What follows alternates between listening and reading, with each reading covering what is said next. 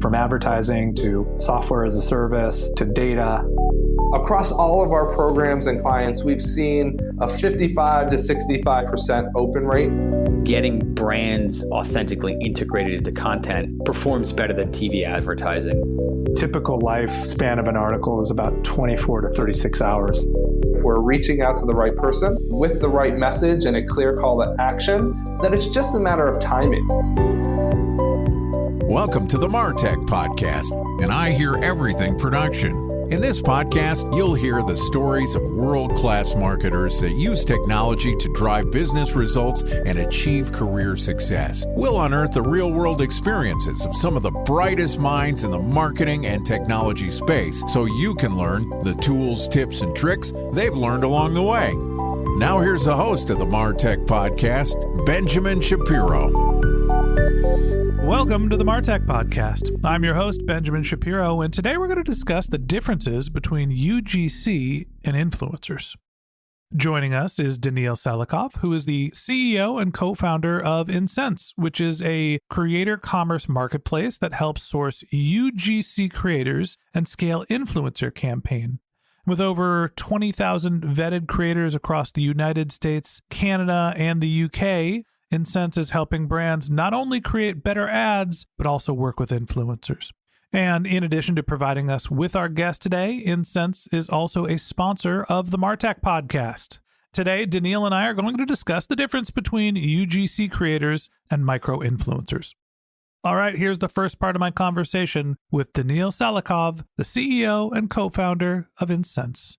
Danil, welcome to the MarTech Podcast. Thanks so much, Ben, for inviting me. Yeah, I'm so excited to have you here. I'm excited to talk about something that I feel like all marketers have grasped that they need to start doing, but they're not really sure how to do, which is get their head around creating more content using user-generated content, influencers, actors, having more people creating more content on your brand's behalf instead of you having to do it all on your own. And this is exactly where your company plays. So let's talk a little bit about Insense, the company that you helped co-found and you're the CEO of. Tell me a little bit about what Insense does. How'd you start the company? Just give me the lay of the land. Insense is a creator commerce marketplace where we help e-commerce brands specifically to connect with UGC creators and micro-influencers. So we learn these two sides of the world.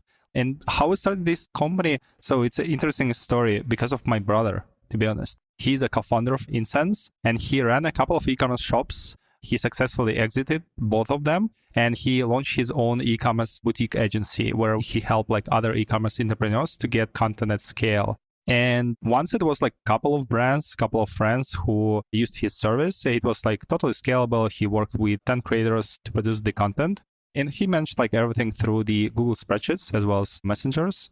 But then it started scaling and he got 10 brands and 100 creators to manage. And then it became the whole mess. That's how he decided, okay, we need to automate this process. He was trying to find any solutions out there. He couldn't. And that's how he decided to build this company. He invited me on the board to help him with the business development. And that's how we started building Insense back in the days. And then you had a hostile takeover and now you're the CEO. Did you kick him to the curb or is your brother still involved in the company? He is involved. He's a COO. So he's back in with the operations. He's really great into that. He's basically the mastermind behind the scenes. And I'm more like a talking person. The face of the organization, and in today's case, the voice of the organization. So you mentioned the phrase content at scale. Something that's incredibly important to e-commerce businesses, but also we're seeing content and scaling your content effort being more focused on B2B as well. Talk to me a little bit about a couple of the ways where you can get to content at scale. What are some brands doing to be able to increase the volume of content they can produce? There are a few ways how to get the content and why the content is so important right now. Because of all of the changes in the landscape of new platforms such as TikTok or new formats such as stories or reels, and the way how we're consuming the content. Content right now is becoming shorter and shorter, almost like pop culture of how we're consuming this content. That's the reality that we're living in. And right now, all of these brands, they should adapt. there is an old way how to produce this content. And basically, it's with the creative agency or production studios, either like in-house or sound like outside of your organization. And back in the days, it was the best solution because with a TV commercial, you need to have really great professionals. You need to hire these actors and to film that. But it doesn't work for social media, especially social media in these days. Like there's TikTok. You need to produce hundreds of creatives every month to be able to run the ads, like if you're running the ads with 8-9 figures budgets. Because all of these creatives, they are dying within like 3-7 days. So that's why like there is an old way and still works for the bigger brands like production studios. You go there, they're going to be hiring actors. They're going to be like shooting these videos. But sometimes it's less authentic. So it's less trustworthy because these people, they never engage with the products. They don't understand that. They have been hired to be in the camera and that's done. So that's why like there is also like a new way, especially for social media, where you can collaborate with the independent creators, people who are willing to create this content for a much smaller compensation and do it in more authentic way because they trust this product, they understand this product, and they can share their opinion around that. So we have seen these two major streams, like how to produce the content these days, like the old way and the new one. You mentioned a couple different shifts in the landscape. One, we're moving away from, let's call it terrestrial television. TV commercials, highly produced, fewer but more edited, formatted, higher fidelity pieces of content. Those are seen as inauthentic. And one of the reasons why that is happening is most of the people are consuming content in social media platforms as opposed to regular old television. And you're just used to seeing people make their own content because of the nature of social media. Now, you mentioned user-generated content. That's been the trend since the rise of Facebook. We've been doing this for a decade or so. And obviously, we're seeing more and more social networks pop up now. There's Facebook, Instagram, Twitter, LinkedIn, TikTok, Pinterest, Snapchat, Reddit. So with the rise of all this sort of different opportunities and different social media channels, how do you figure out who should be creating your content? Are you thinking about creators? Are you thinking about influencers? Who are those two groups? And how do you figure out which one to pick?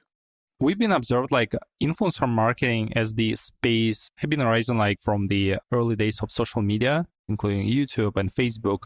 And many people approach influencer marketing only from the perspective of publishing something like with the influencers organically. Though it's interesting, but not all of influencers are great UGC creators.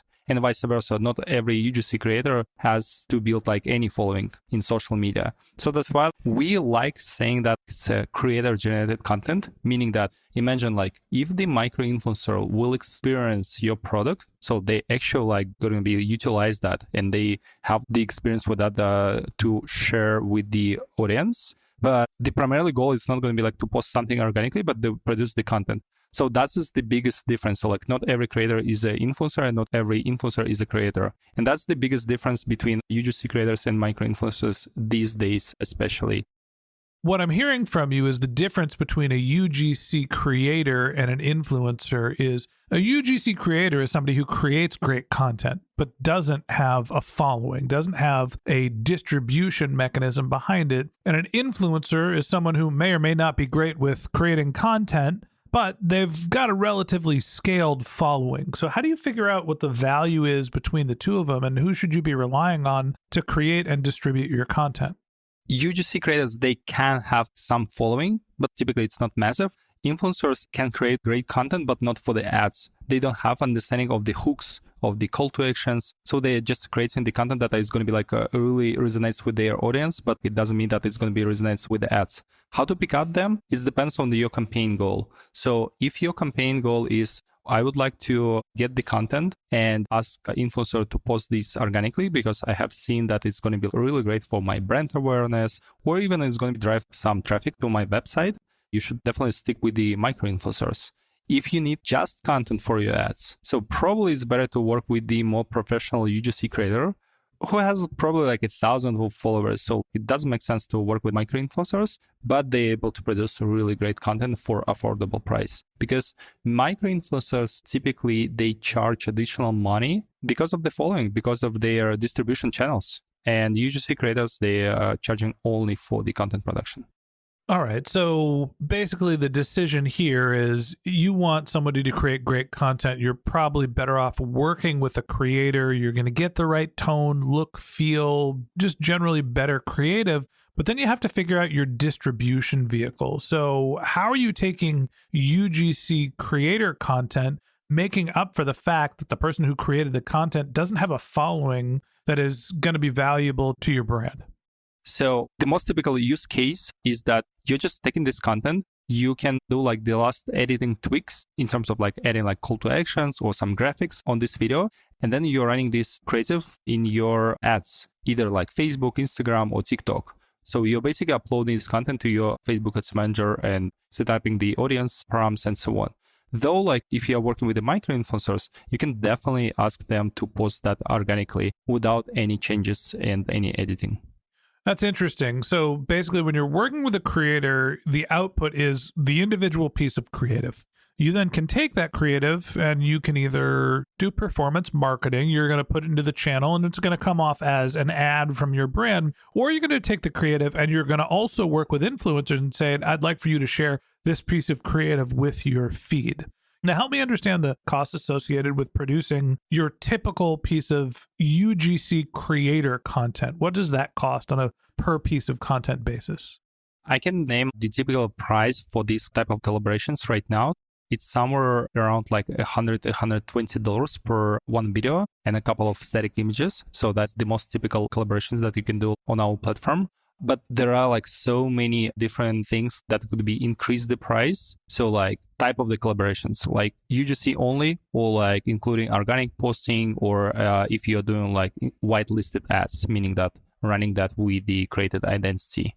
And then like complexity of the brief. So like how many deliverables do you know? Do you need like professional equipment? Maybe it's specific location. So you're going to Empire State Building and film this content, or you're going on hiking. There is some cost associated with that. Or maybe I need to hire additional people and not be like the only one in front of the camera. A few other like items, like do I need to get just a raw footage or edited video? Because that's might be like also associated cost with that. And the last thing is more about the certain niche in the demographics. So for instance, mature creators or male creators, they can be like definitely increase the price, because finding Canadian woman age 50 plus ready to work for beauty brands, especially beauty CBD brands, it's super niche. So that's why they know they cost and they might increase these prices. Okay. So generally you're looking at a base of about $100 per piece of content, but obviously depending on the specificity of the content you're creating, those prices can escalate. On the flip side, when you're working with influencers and they're creating the content and they have a following, how do you think about the price and the distribution that you're getting with an influencer strategy?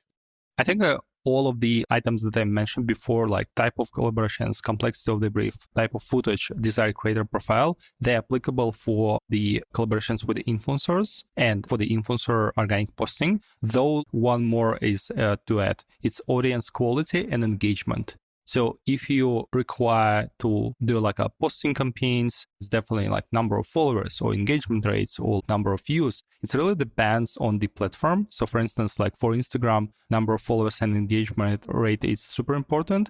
Though like for TikTok, it's less important. It's more about average number of the views of the content, because the algo is working on different platforms.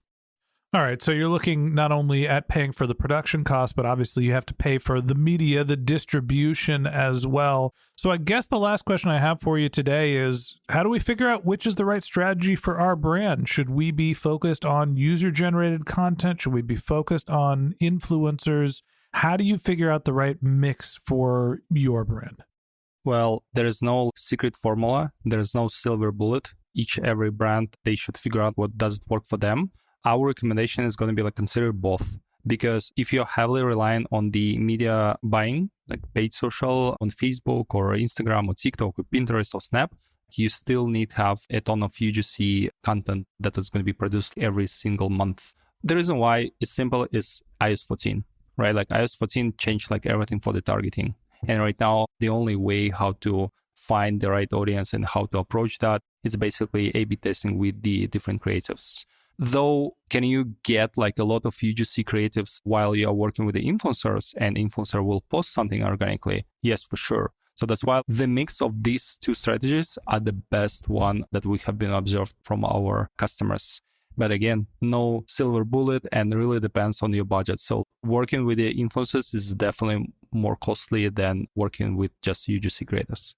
At the end of the day, you're talking about pieces of content that aren't too terribly expensive. And the good news is you can test and you can iterate. You could start with small batches of content, figure out what's working, and you could scale. That's the whole idea behind user-generated content. It's the whole idea behind influencers, or at least micro-influencers, is you can start a campaign, test and validate what's working for you, and then scale as you're starting to see success. And that wraps up this episode of the Martech Podcast. Thanks for listening to my conversation with Danil Saliukov, the CEO and co-founder of Insense. Join us again tomorrow when Danil and I continue our conversation talking about whether you should hire actors or creators. If you can't wait till our next episode and you'd like to learn more about Danil, you can find a link to his LinkedIn profile in our show notes. You can contact him on Twitter. His handle is Danil Saliukov. That's DANIL SALUKOV. Or you could visit his company's website, which is insense.pro, INSENSE.pro. Just one more link in our show notes I'd like to tell you about. If you didn't have a chance to take notes while you were listening to this podcast, head over to martechpod.com, where we have summaries of all of our episodes and contact information for our guests. You could also subscribe to our weekly newsletter, and you can even send us your topic suggestions or your marketing questions, which we'll answer live on our show. Of course, you can always reach out on social media. Our handle is MarTechPod, MarTechPod, on LinkedIn, Twitter, Instagram, and Facebook. Or you can contact me directly. My handle is BenJShap, BenJShap. And if you haven't subscribed yet and you want a daily stream of marketing and technology knowledge in your podcast feed, we're going to publish an episode every day this year. So hit the subscribe button in your podcast app, and we'll be back in your feed tomorrow morning. All right, that's it for today. But until next time, my advice is to just focus on keeping your customers happy.